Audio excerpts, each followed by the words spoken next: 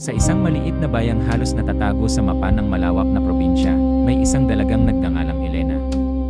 Ang kanyang buhay ay simple, ngunit ang kanyang mga pangarap ay malawak, sinlawak ng karagatang nais niyang tawirin balang araw. Kabanata 1. Ang pag-alis. Iisang hapon, sa saliw ng malakas na buhos ng ulan, naghahanda si Elena para sa kanyang pag-alis.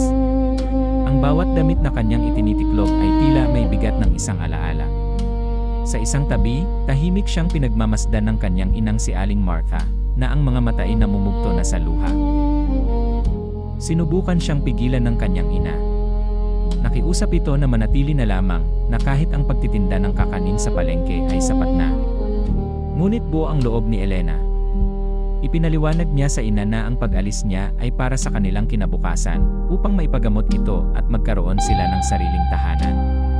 Ipinangako niyang mag-iingat siya sa Maynila, sa tulong ng kanyang tia Mildred na naghihintay umano sa kanya.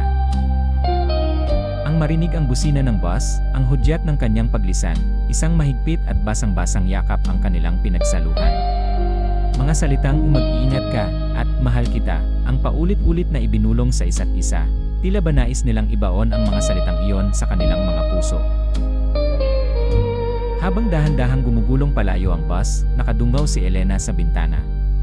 Tanaw niya ang kanyang ina, nakatayo sa gitna ng ulan, kumakaway hanggang sa siya'y maging isang maliit na tuldok na lamang sa kalayuan.